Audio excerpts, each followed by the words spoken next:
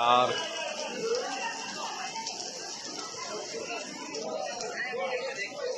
प्यारे दोस्तों, अजमेर दरगाह में कुछ दिन पहले कैमरे में कुछ ऐसा कैद हुआ जिसे देखकर लोग हैरान रह गए। अगर आप भी इस वीडियो को देखेंगे तो आपके भी होश उड़ जाएंगे। काफ़ी दिनों से ये वीडियो बहुत ज़्यादा वायरल हो रहा है। आखिर इसके पीछे की हकीकत क्या है? यहाँ तक कि जब अजमेर दरगाह के खादिमों ने सीसीटीवी फुटेज चेक की तो वो लोग भी हैरान रह गए। आखिर क्या था उस फुटेज में, ये जानने के लिए आप इस वीडियो को आखिर तक ज़रूर देखना। प्यारे दोस्तों, ये सीसीटीवी फुटेज दिखाने से पहले आपकी नॉलेज में थोड़ा सा इजाफा कर देते हैं कि अजमेर दरगाह की तारीख क्या है। क्या अजमेर में कोई मंदिर हुआ करता था? तो चलिए दोस्तों, वीडियो को लाइक करते हुए अपने इस सफ़र को शुरू करते हैं। दोस्तों, यह है भारत देश का एक मशहूर और तारीखी शहर अजमेर, लेकिन इसको अजमेर कम और अजमेर शरीफ के नाम से ज़्यादा जाना जाता है, क्योंकि यही वो जगह है जहां पर भारत के सबसे बड़े सूफी बुजुर्ग यानी हज़रत ख्वाजा मोइनुद्दीन चिश्ती रहमतुल्लाह अलैह की दरगाह मौजूद है। इस दरगाह की तारीख 200 या 400 या 600 साल पुरानी नहीं, बल्कि कुछ मौर्रिखीन का कहना है कि तकरीबन 800 साल पुरानी है। और ख़ास बात यह है कि इस दरगाह से जिस तरह से हमेशा से मुसलमान जुड़े हुए हैं, बेशुमार मुसलमान इससे अकीदत रखते हैं, बिल्कुल वैसे ही हिंदुओं या फिर बाकी मजहब की भी एक बड़ी आबादी इस दरगाह से जुड़ी हुई है और इसमें अपनी आस्था रखती है। और आज भी अगर आप इस शहर के अंदर जाएंगे, इस दरगाह पर जाएंगे, तो देखेंगे कि जितनी तादाद में यहाँ पर मुसलमान होंगे, शायद उतनी ही तादाद में हिंदू या फिर बाकी मजहब के लोग भी नजर आएंगे। अजमेर में मौजूद इस दरगाह की अहमियत कितनी है, इस चीज़ का अंदाज़ा इस बात से लगाया जा सकता है कि तारीख में पाए जाने वाले बड़े बड़े राजा, महाराजाओं, बादशाहों और सुल्तानों को तो छोड़ दीजिए, आज के दौर में भी भारत के अंदर सरकार चाहे कांग्रेस की हो या फिर भाजपा की हो, देश के बड़े बड़े मिनिस्टर यहाँ पर अपनी चादर वगैरह ज़रूर भेजते हैं। अभी पिछले साल ही यानी 2025 के जनवरी के महीने में मौजूदा वजीर आज़म नरेंद्र मोदी ने भी यहाँ पर चढ़ाने के लिए एक चादर पेश की थी। अब अगर कुछ इंटरेस्टिंग हिस्टोरिकल फैक्ट्स पर नज़र डालें तो भारत की तारीख की एक बहुत ताकतवर और मशहूर मुग़ल बादशाह मतलब कि अकबर से जुड़ी हुई एक बहुत बड़ी ज़बरदस्त चीज़ मिलती है। किताबों में लिखा हुआ है कि जलालुद्दीन मोहम्मद अकबर, जिनका भारत पर राज चला करता था, वैसे तो उनके पास सब कुछ था, लेकिन उनको एक ही चीज़ का अफसोस रहता था और वो था औलाद ना होने का। उनको 2 बेटे हुए भी थे जिनका नाम उन्होंने हसन और हुसैन रखा था, लेकिन उनकी एक ही महीने के अंदर मौत हो गई थी। अबुल फजल की मशहूर किताब आईने अकबरी के मुताबिक एक बार अकबर को कहीं से ये खबर मिली कि अजमेर के अंदर एक मशहूर और बड़े सूफी बुजुर्ग यानी कि ख्वाजा मोइनुद्दीन चिश्ती रहमतुल्लाह अलैह की दरगाह है। वहाँ पर जो भी मन्नत मानी जाती है वो अल्लाह की तरफ से पूरी हो जाती है। इसीलिए अब अकबर ने भी ये मन्नत मानी कि अगर उसको एक बेटा पैदा होता है तो वो उस दरगाह पर हाजिरी लगाने आएगा, वो भी पैदल चलकर। दोस्तों, यहाँ बेटा पाने की चाहत थी कि जिसने अकबर को उस दौर के एक और मशहूर सूफी बुजुर्ग से मिलने के लिए मजबूर कर दिया। ये मशहूर सूफी बुजुर्ग आगरा के शेख सलीम चिश्ती थे, जिनका ताल्लुक भी उसी चिश्ती सिलसिले से था। बादशाह अकबर पहली मुलाकात में ही शेख सलीम चिश्ती से इतने ज़्यादा इंस्पायर हो गए कि अब मानो वो बार बार उनसे मिलने के लिए आते रहते थे। माना जाता है कि एक बार अकबर ने शेख सलीम चिश्ती से पूछा कि मुझको कितने बेटे होंगे। शेख सलीम ने जवाब दिया कि शायद 3 बेटे होंगे, और बिल्कुल वैसे ही हुआ, क्योंकि कुछ सालों के बाद ही अब अकबर का पहला बेटा पैदा हो चुका था। शेख सलीम चिश्ती की निस्बत से ही अकबर बादशाह ने अपने पहले बेटे का नाम सलीम रखा, और यही वो सलीम था कि जो आगे चलकर बादशाह जहांगीर के नाम से जाना जाने लगा। प्यारे दोस्तों, एक बार बादशाह अकबर ने अपने सूफी बुजुर्ग यानी कि शेख सलीम चिश्ती से पूछा कि आप कितने वक्त और इस दुनिया में हमारे साथ जिंदा रहेंगे। उसके जवाब में शेख सलीम चिश्ती ने कहा था कि शायद जब तक شہزادہ سلیم اپنا پہلا سبق یاد کر کے اس کو ہو بہو دہرا نہ دے۔ اکبر نے جیسے ہی یہ سنا فوراً اپنے بیٹے سلیم کا پڑھنا لکھنا سب کچھ بند کروا دیا اور اس چیز پر نظر رکھنے لگا۔ لیکن پھر بھی اچانک سے ایک دن ہوا یہ کہ سلیم نے کچھ سنا اور اس کو ہو بہو ویسے ہی دہرا دیا۔ نتیجہ یہ ہوا کہ اگلے ہی دن شیخ سلیم چشتی کی طبیعت دھیرے دھیرے خراب ہونا شروع ہوئی اور کچھ دنوں کے بعد ہی شیخ سلیم چشتی اس دنیا سے رخصت ہو گئے۔ لیکن شیخ سلیم چشتی کی وفات کے بعد بھی بادشاہ اکبر نے چشتی سلسلے کا جو مین سینٹر تھا یعنی ہیڈ کوارٹر تھا، مطلب کہ اجمیر شریف، وہاں پر جانا جاری رکھا تھا۔ نہ صرف جانا جاری رکھا بلکہ وہاں پر اکبر کی طرف سے بہت سارے تحفے وغیرہ بھی دیے جاتے تھے۔ اب اگر خواجہ معین الدین چشتی رحمۃ اللہ علیہ کی زندگی پر نظر ڈالیں کہ جن کی اجمیر شریف میں درگاہ ہے، مطلب کہ قبر مبارک ہے، تو کتابوں سے پتہ چلتا ہے کہ خواجہ معین الدین چشتی اجمیری رحمۃ اللہ علیہ کی پیدائش 1141 عیسوی کے آس پاس میں ایران کے شہر سیستان میں ہوئی تھی۔ بہت کم عمر میں ہی ماں باپ کے چلے جانے کے بعد یہ صوفی ازم سے انسپائر ہو چکے تھے اور بعد میں انہوں نے بخارا شریف کا سفر کیا، جو اس وقت میں کافی مشہور سینٹر ہوا کرتا تھا۔ آج کے دور کے حساب سے دیکھیں تو ازبکستان دیش کے اندر یہ ہوا کرتا ہے۔ یہاں پر جا کر ان کی ملاقات چشتی سلسلے کے ہی ایک بڑے صوفی بزرگ یعنی کہ حضرت خواجہ عثمان ہارونی رحمۃ اللہ علیہ سے ہوئی تھی، جو آگے چل کر ان کے سب سے بڑے استاد مطلب ٹیچر ثابت ہوئے۔ ان دونوں نے مل کر ساتھ میں مکہ اور مدینہ کا سفر بھی طے کیا تھا، اور ایسے ہی سفر کے دوران ایک دن خواب میں حضرت خواجہ معین الدین چشتی رحمۃ اللہ علیہ کو امام الانبیاء جناب محمد الرسول اللہ صلی اللہ علیہ وسلم کا دیدار ہوا اور ان کی طرف سے ہی ان کو ہندوستان کے دہلی جانے کا حکم دیا گیا، اور یہاں سے ہی پھر حضرت خواجہ معین الدین چشتی کا ہندوستان کا سفر شروع ہوا۔ مانا جاتا ہے کہ 12ویں صدی کے آخر میں یہ دہلی آ چکے تھے اور اس کے بعد اجمیر پہنچے، اور اجمیر میں جا کر ہی ان کو وہ نام ملا کہ جو آج تک سب سے زیادہ مشہور ہے، مطلب کہ غریب نواز۔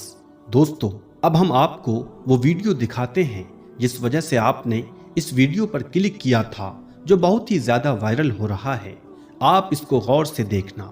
پیارے دوستو، آپ دیکھ رہے ہیں کہ ایک روشنی ایگزیکٹلی حضرت خواجہ معین الدین چشتی رحمۃ اللہ علیہ کی درگاہ کے گنبد کے کلش کے ایگزیکٹلی اوپر ہے، اور اس کو ہم نے راؤنڈ بھی کیا ہوا ہے تاکہ آپ کو دیکھنے میں آسانی ہو۔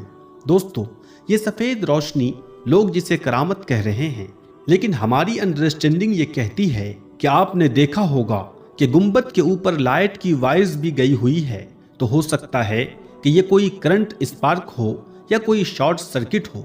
کسی نے ویڈیو ایسے ہی بنائی ہے یا کسی نے اس میں کوئی شرارت کی ہے۔ پیارے دوستو، یہ حقیقت ہے یا پھر کوئی گرافکس کا استعمال کیا گیا ہے، وہ ہم کو نہیں معلوم، اللہ ہی بہتر جانتا ہے، لیکن یہ ویڈیو بہت ہی زیادہ وائرل ہو رہی ہے۔ یہ ایڈیٹنگ یا گرافکس کا کمال ہے یا پھر یہ خواجہ غریب نواز کی کوئی ایسی کرامت ہے؟ آپ کو کیا لگتا ہے؟ اس بارے میں ہمیں ضرور بتائیے گا۔ دوستو، ہر دور میں اللہ نے اپنے نیک بندوں اور اپنے نبیوں کے ذریعے لوگوں کو حق اور توحید کی راہ دکھائی۔ کہیں لوگوں نے اس پیغام کو قبول کیا تو کہیں بت پرستی اور گمراہی نے صدیوں تک انسانوں کو اپنے قبضے میں رکھا۔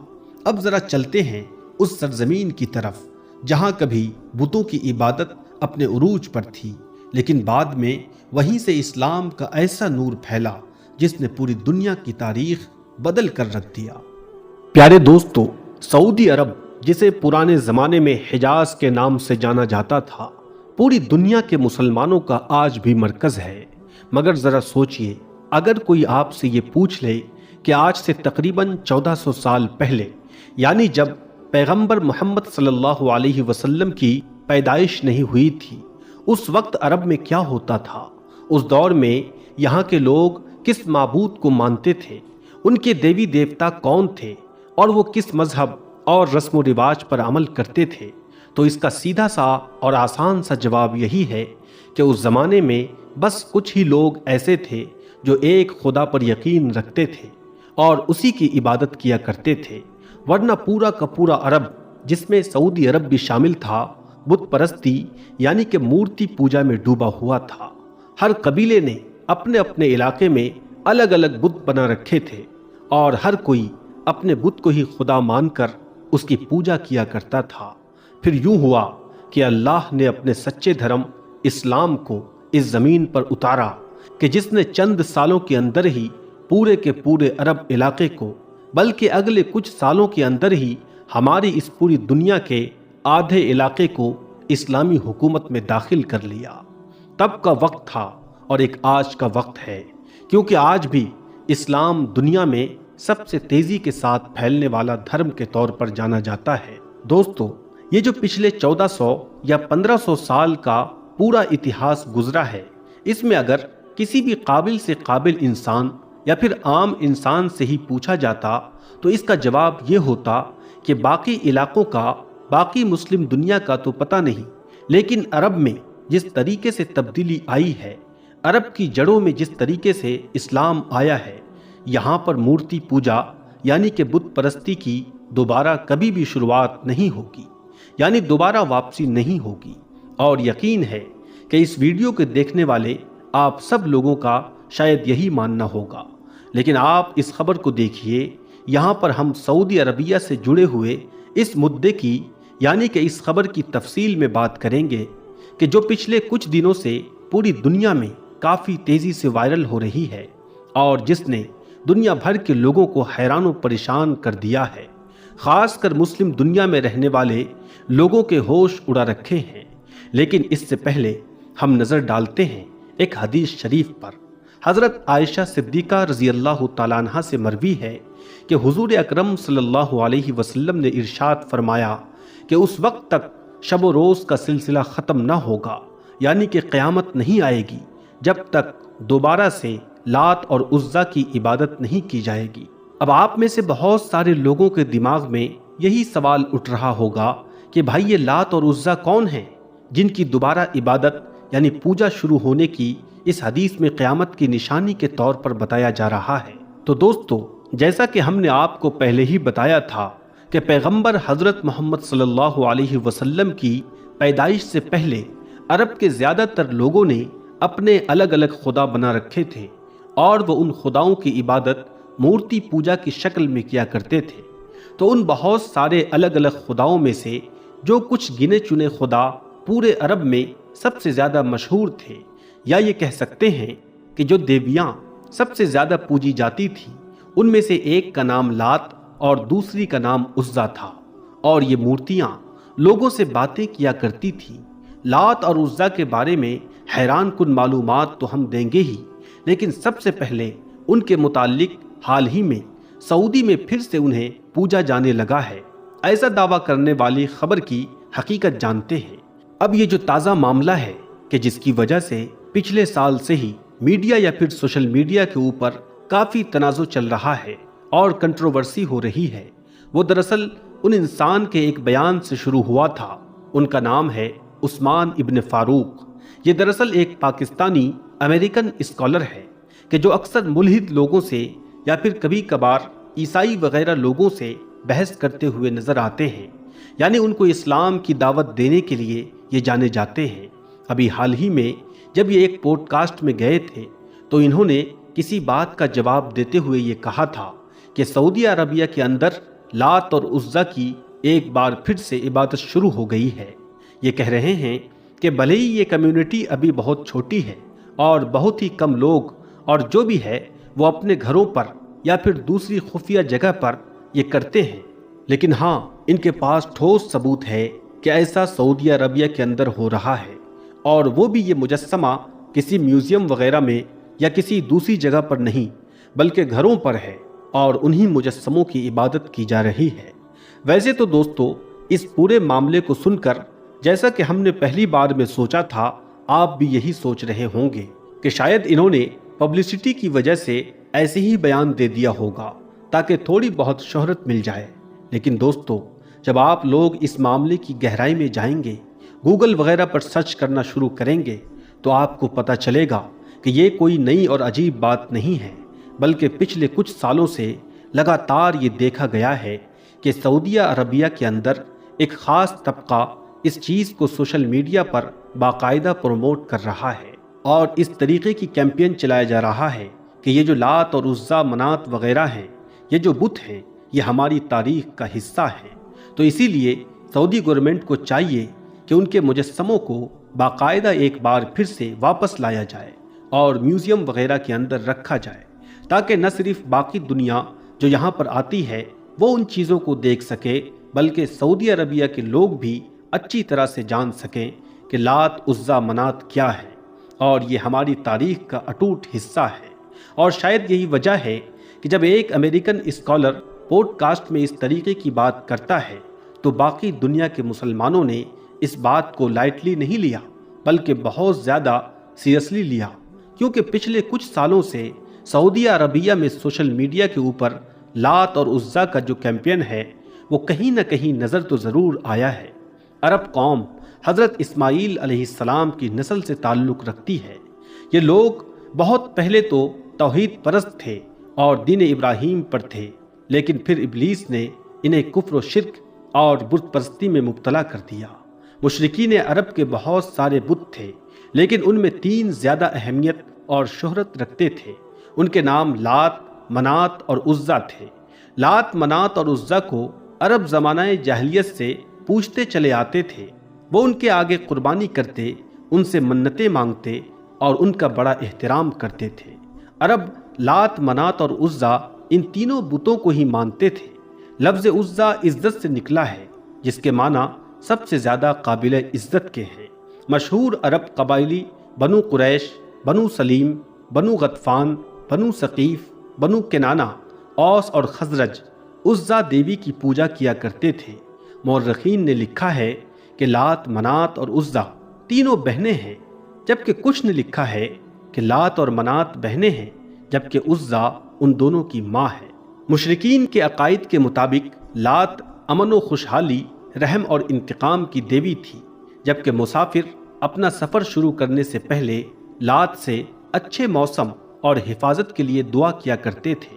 لات کے تمام بتوں میں دیکھا گیا ہے کہ اس کے ایک ہاتھ میں کھجور کی شاخ ہوتی تھی اور وہ ایک شیر پر سوار رہتی تھی، جسے عرب اسد الاعاد کہتے تھے۔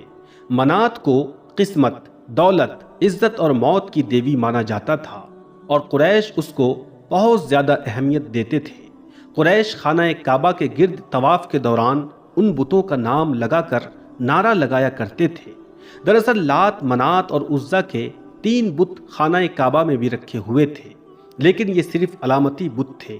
اصل بت جن کے مندر بنے ہوئے تھے وہ ذات عرق کے علاقے میں تھے، جہاں عرب کے دور دراز کے علاقوں کے لوگ آ کر ان کی پوجا کیا کرتے تھے اور چڑھاوے چڑھاتے تھے۔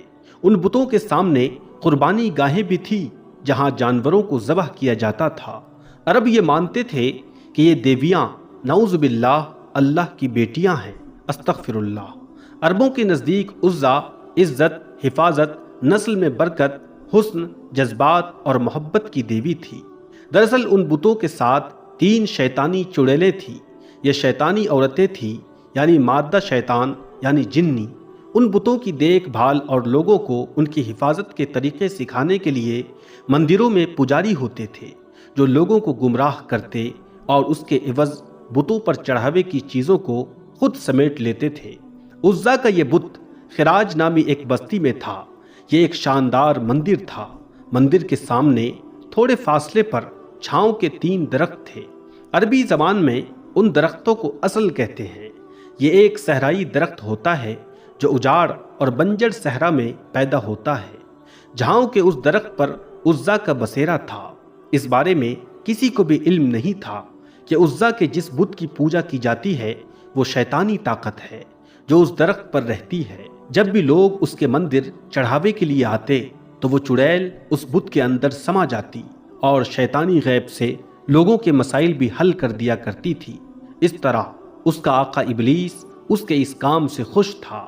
جب اللہ کے آخری نبی حضرت محمد صلی اللہ علیہ وسلم کو مبعوث فرمایا گیا، آپ نے اللہ کی مدد سے فتح مکہ کیا تو کچھ دنوں کے بعد بتوں کی شامت آ گئی۔ خانہ کعبہ میں رکھے ہوئے بت توڑے جانے لگے اور سچے رب کا نور چمکنے لگا۔ خانہ کعبہ سے بتوں کو ہٹانے کے بعد مختلف دیہاتوں اور بستیوں میں بنے ہوئے مندروں کی باری آئی۔ جب مکہ کے تمام بت توڑے جا چکے تو 25 رمضان کو نبی پاک صلی اللہ علیہ وسلم نے حضرت خالد ابن ولید کو بلایا۔ انسانی تاریخ کا سب سے قابل ترین کمانڈر حضرت خالد ابن ولید کو عزا کی تباہی کا مشن سونپا گیا۔ آپ صلی اللہ علیہ وسلم نے خالد ابن ولید کو حکم دیا کہ عزا کے مندر کے قریب 3 جھاؤں کے درختوں میں سے ایک کو جا کر کاٹ دے۔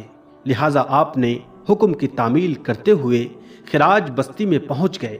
حضرت خالد ابن ولید تیسرے درخت کے قریب اسے کاٹنے کی نیت سے پہنچے تو اچانک عزا نامی چڑیل آپ کے سامنے ظاہر ہو گئی۔ وہ ایک خوفناک شکل والی برہنہ عورت تھی۔ وہ شعلے برساتی آنکھوں سے حضرت خالد کو گھورنے لگی۔ اچانک مندر کا پجاری بلند آواز سے پکارا، اے عزا، خالد کو قتل کر دے۔ اگر تو نے خالد کو قتل نہ کیا تو آج سے تو ذلیل و رسوا ہو جائے گی۔ عزا حضرت خالد کی طرف بڑھی۔ آپ نے تلوار نکالی، اللہ کا نام لے کر عزا پر حملہ کر دیا۔ پہلے ہی وار میں عزا کا سر تن سے جدا ہو گیا۔ اس نے زمین پر گرتے ہی اس کا جسم جلنے لگا۔ تھوڑی دیر کے بعد آپ کے سامنے کوئلے کا ڈھیر موجود تھا۔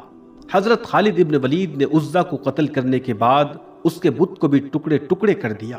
پھر اس کے بعد مندر کے پجاری کو بھی قتل کر کے واپس روانہ ہوئے۔ آپ نے واپس آ کر سارا واقعہ نبی پاک صلی اللہ علیہ وسلم کو سنایا۔ اس پر آپ صلی اللہ علیہ وسلم نے فرمایا، یہ عزا تھی، اب یہ ہمیشہ کے لیے ختم ہو گئی۔ اس طرح صدیوں تک پوجی جانے والی یہ شیطانی طاقت کا خاتمہ نبی کریم صلی اللہ علیہ وسلم کے حکم سے سیف اللہ یعنی خالد ابن ولید کے ہاتھوں سے ہوا۔ فی الحال بس اتنا سمجھیے کہ اس کے بعد نہ صرف لات اور عزا جیسے بڑے بڑے بت خانوں کو ختم کیا گیا، بلکہ خانہ کعبہ کے اندر بھی جو 360 کے قریب الگ الگ طرح کے بت موجود تھے ان کو بھی ختم کر دیا گیا۔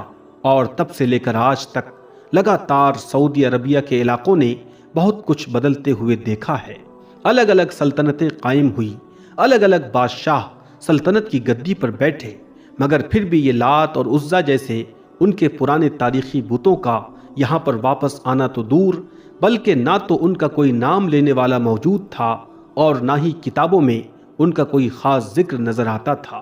لیکن جیسا کہ ہم جانتے ہیں کہ اب یہ 2026 ہے اور سعودی عربیہ میں پچھلے 8 یا 10 سالوں کے اندر اتنی تیزی کے ساتھ تبدیلی ہوتی ہوئی دکھی ہے اور ابھی بھی بدل رہا ہے کہ جتنی تیزی کے ساتھ پہلے کبھی صدیوں میں بھی نہیں ہوا ہوگا۔ اور جیسا کہ ہم جانتے ہیں کہ آلریڈی سعودی حکومت اس طرح کے بہت سارے میوزیم بنا رہی ہے اور اپنی پرانی سے پرانی چیزوں کو ڈھونڈ کر وہاں پر لے کر بھی آ رہی ہے۔ اسی لیے یہاں کوئی زیادہ حیرانی کی بات بھی نہیں ہوگی کہ اگر ہم فیوچر میں دیکھیں کہ سعودی حکومت کی طرف سے وہاں کے کسی نئے یا پرانے میوزیم میں اس طرح کے مجسمے لا کر رکھے جائیں، کیونکہ اس سے پہلے بھی سعودی عربیہ کی حکومت اس طرح کے کئی سارے قدم اٹھا چکی ہے کہ جس پر اس کو پتا تھا کہ پوری دنیا کے مسلمانوں کی طرف سے اس کو خوب مخالفت کا سامنا کرنا ہوگا۔ مثال کے طور پر سعودی عربیہ میں وہ ایک مشہور علاقہ ہے جس کو مدائن صالح یا العلا کے نام سے بھی جانا جاتا ہے، جہاں پر حضرت محمد صلی اللہ علیہ وسلم نے لوگوں کو جانے سے منع فرمایا تھا، کیونکہ اس جگہ پر تاریخی طور پر کسی دور میں خدا کا عذاب نازل ہوا تھا۔ تو اس جگہ کو سعودی حکومت نے نہ صرف ایک ٹورسٹ ڈیسٹینیشن میں بدلا، بلکہ وہاں پر تو آج کے دور میں رات کے اندھیرے میں بھی خوب پارٹیز وغیرہ کا بھی انتظام کیا جاتا ہے۔ پیارے دوستو، ابھی کچھ ہی عرصہ پہلے کی بات ہے جب سعودی عرب میں موویز اور سینما پر لگایا گیا اپنا 40 سال پرانا بین بھی ختم کر دیا اور اپنا پہلا کمرشل سینما ہال یعنی تھیٹر اوپن کر دیا، جس پر دنیا جہان سے کئی طرح کے لوگوں نے اس پر چرچا کرنی شروع کی۔ ہزاروں مسلمانوں نے سعودی عرب کے اس قدم پر مایوسی کا اظہار کیا، اور وہیں پر کئی لوگ ایسے بھی تھے جنہوں نے سعودی گورنمنٹ کی اس ضد کو اپریشیٹ کیا اور اس بات پر خوشی منائی کہ سعودی عرب بھی اب نئی دنیا کے ساتھ قدم سے قدم ملا کر چلنے کی تیاری کر رہا ہے۔ لیکن ابھی اس بات کو پوری طرح ایکسیپٹ بھی نہیں کیا گیا تھا کہ خبر آئی کہ پچھلے دنوں سعودی عرب میں پہلا الکوہل اسٹور یعنی شراب کی دکان کھول دی گئی ہے، یعنی اب شراب کی کھلے عام خریداری ہونے لگے گی۔